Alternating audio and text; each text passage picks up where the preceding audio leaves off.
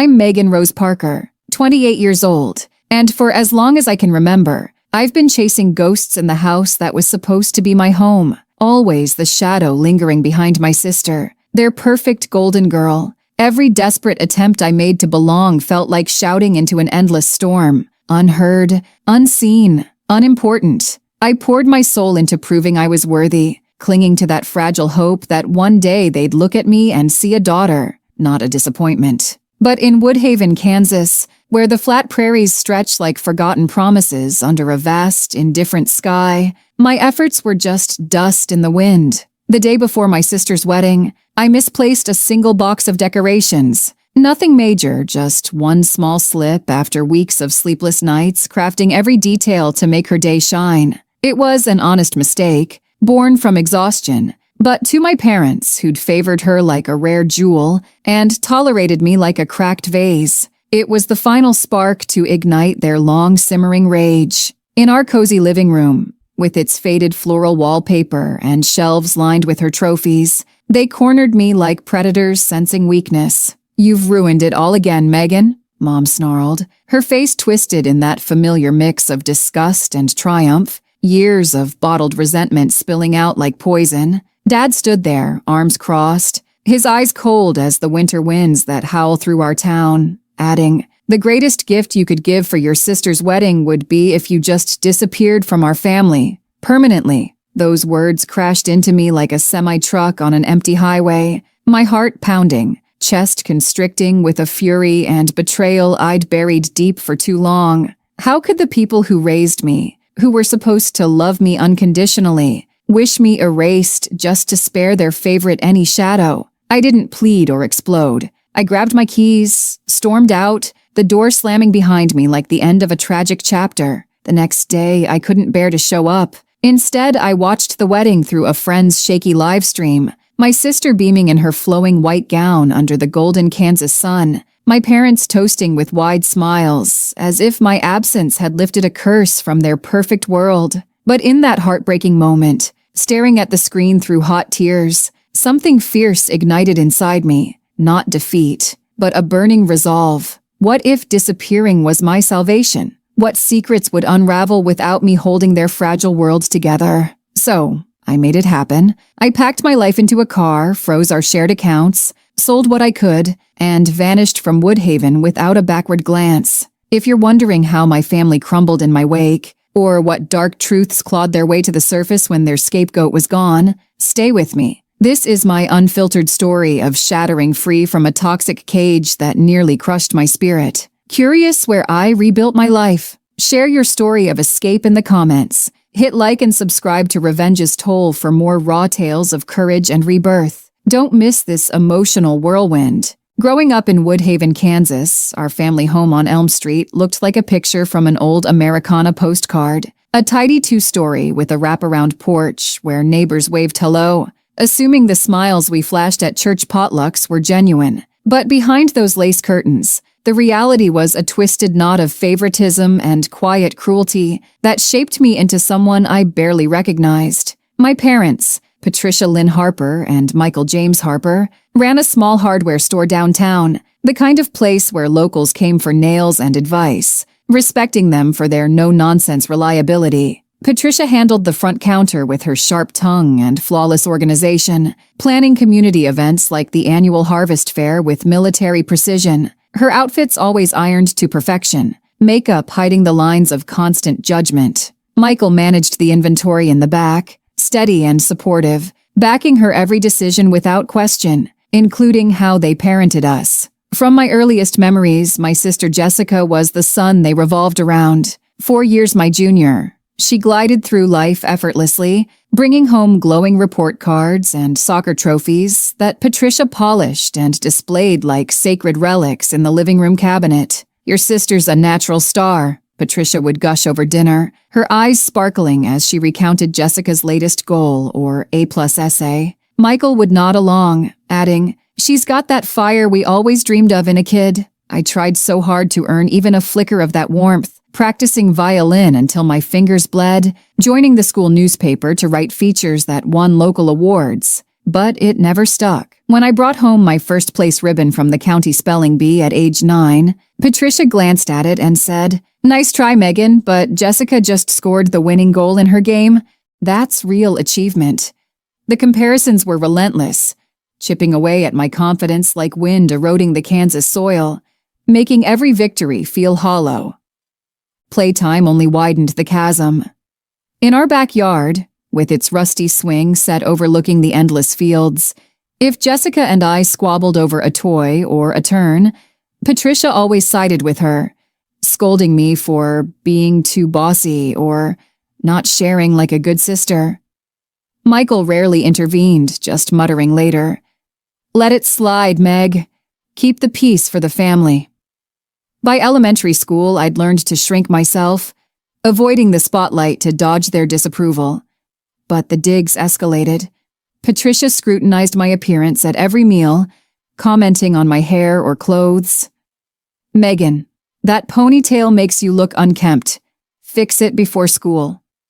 I was average build, but her words planted seeds of doubt that bloomed into self-loathing, making me skip lunches to look more like Jessica. Michael chimed in on future talks, like when I mentioned wanting to study marketing. "Why not hardware like us?" "Jessica's already talking about taking over the store someday." High school was a battlefield. Jessica breezed through with popularity and honors, her acceptance to a prestigious business program in Kansas City, celebrated with a backyard barbecue where Patricia posted photos online captioning, "Proud parents of our rising star."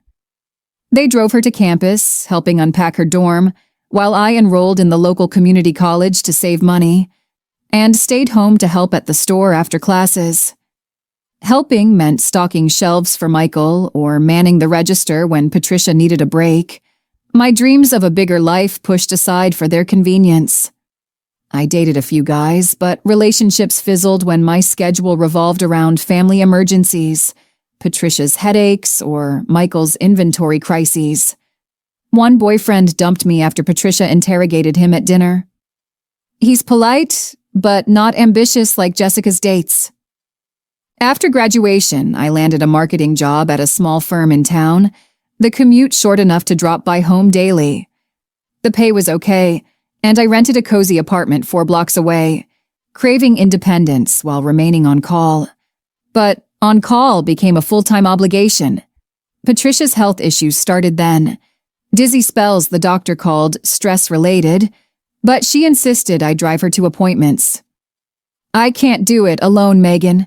You're the reliable one." Michael reinforced it with calls during my breaks. "Your mom's counting on you. Family comes first." Jessica, now thriving as a corporate consultant in the city, visited sporadically, turning trips into praise parades where Patricia and Michael fawned over her promotions and fancy vacations. I'd cook meals and clear plates while they laughed about inside jokes I wasn't part of.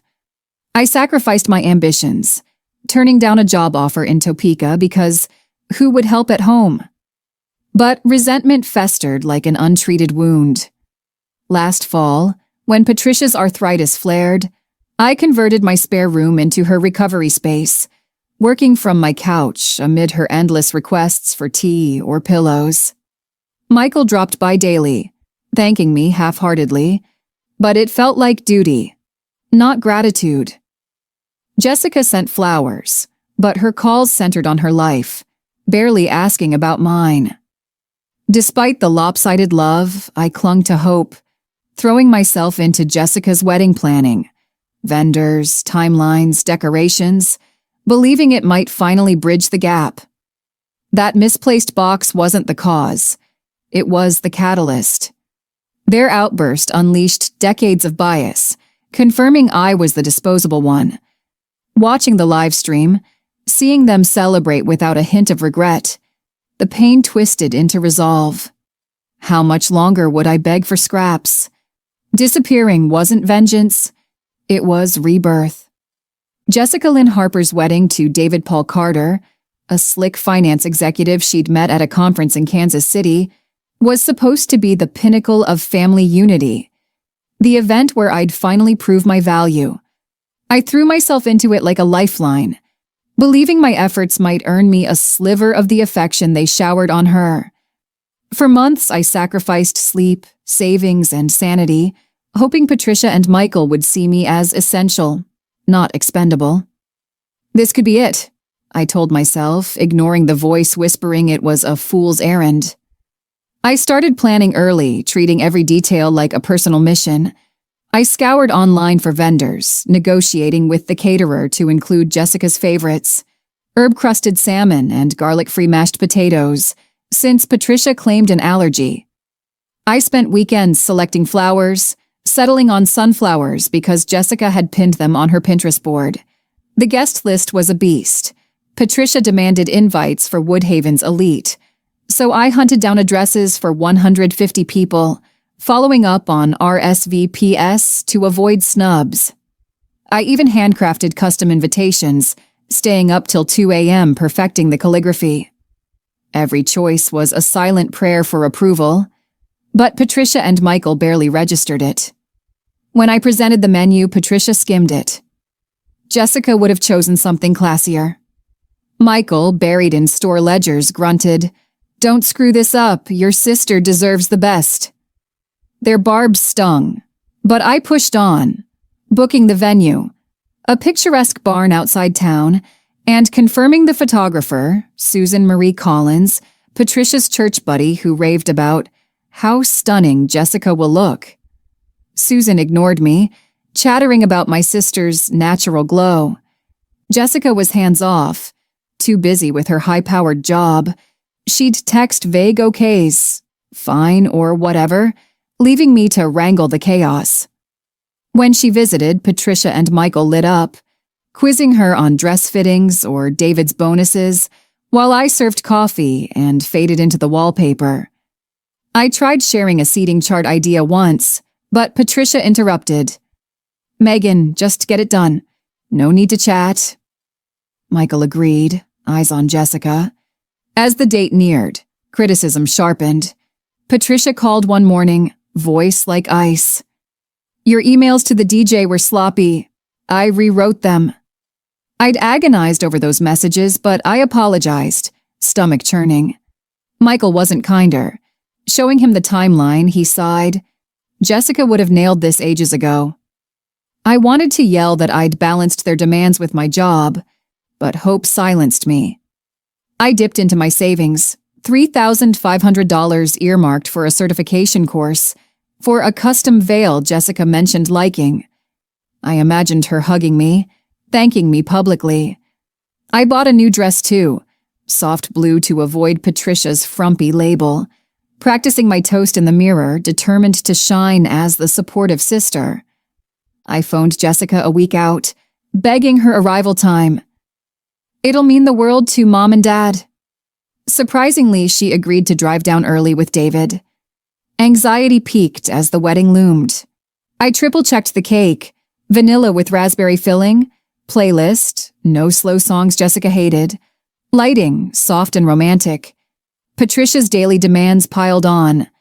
Ensure the chairs are even, or don't let guests block the driveway. Michael added, "Test the mic. Jessica's vows must be clear." The night before, exhausted, I presented the full binder. Contracts, receipts, timelines. Patricia flipped through. "Adequate, but not Jessica level." Michael didn't look. "Hope you don't fumble." Their dismissal crushed me. Replaying it in bed, chest heavy, I wondered why I still chased their approval. The wedding was meant to unite us, but every snub built a wall. I didn't know that misplaced box would shatter it. The day before Jessica's wedding was a whirlwind, but I thought I'd nailed it. Up since 5 a.m., finalizing the DJ's setup and caterer's arrival, my apartment a war zone of sticky notes and coffee mugs. Patricia and Michael had been breathing down my neck all week, their standards like a noose. I drove to their house that afternoon to drop the last decorations, heart fluttering with hope they'd notice my sweat. Instead, I walked into Armageddon. Carrying a box of lantern strings I'd assembled myself, I realized one strand was missing, left at my place amid the chaos. Before explaining, Patricia spotted it, eyes blazing. "Megan, where's the full set?" Michael looked up from his newspaper, face darkening. "I forgot one. I'll grab it now," I stammered. Patricia exploded. "Forgot? You're always botching things. This is Jessica's wedding, not your mess-up party." Her words echoed decades of put-downs. Michael rose. "We've tolerated your screw-ups too long. You're a disgrace." I defended. "I've handled everything alone." But Patricia hissed. "You're lazy. Jessica would have perfected this months ago." Jessica stood nearby with David, her in a casual sundress, him scrolling his phone. I pleaded with her eyes for backup, but she averted her gaze, David mumbling something inaudible. Susan, arranging rehearsal flowers, froze awkwardly, offering no help. The air thickened as Patricia's voice peaked.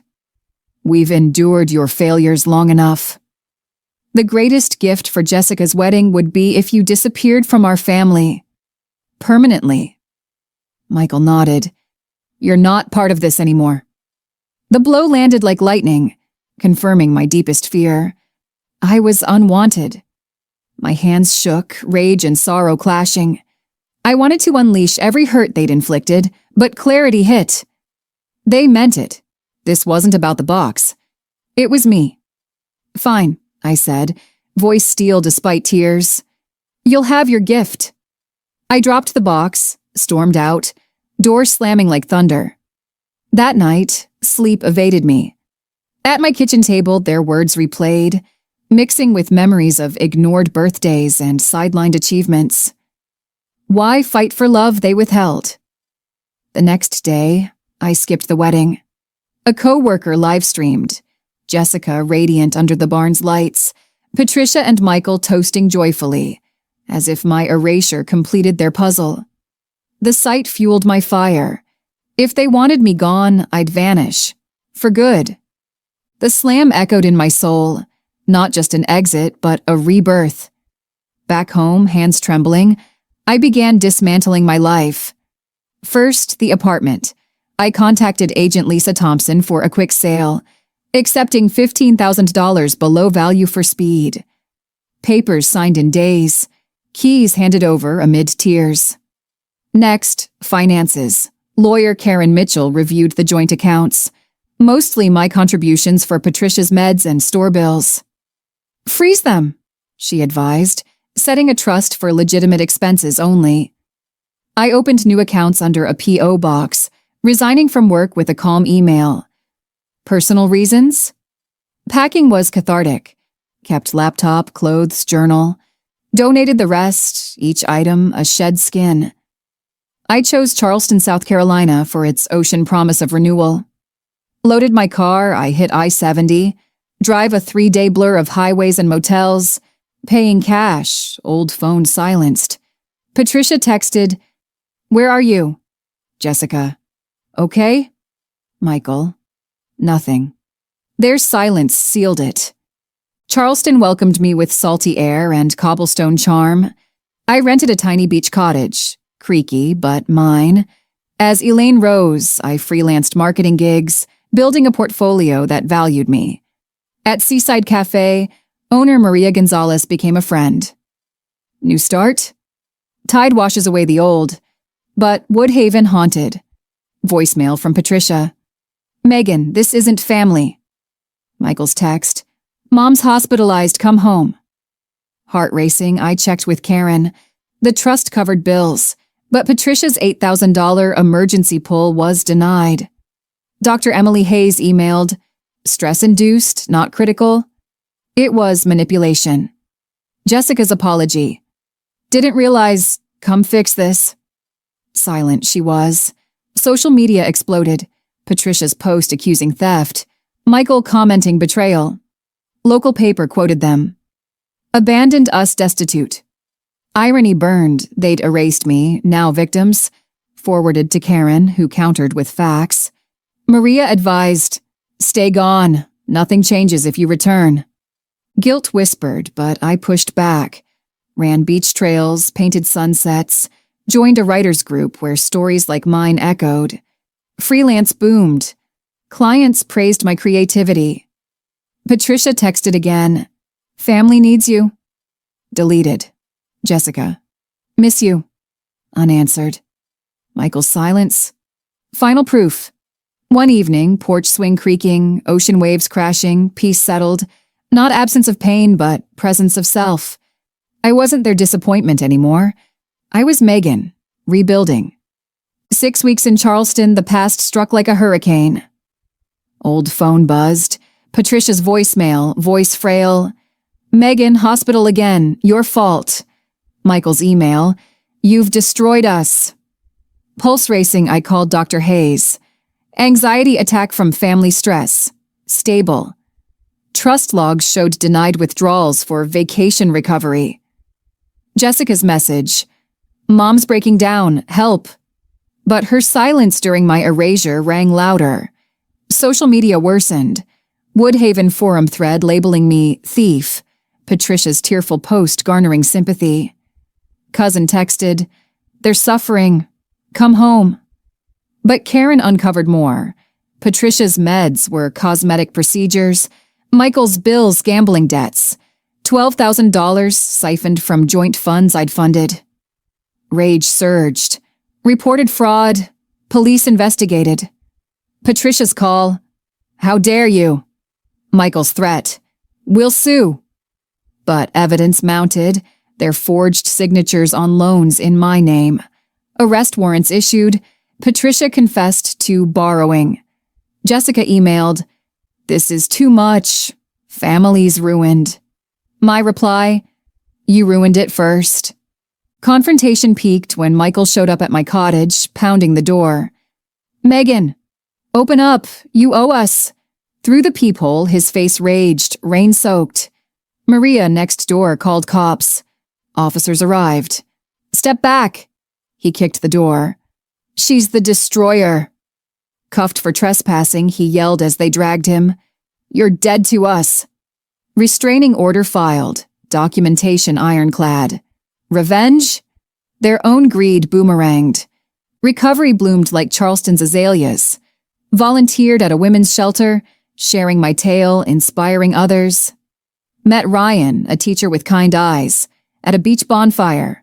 Bonded over lost families. Love grew reciprocal. No conditions.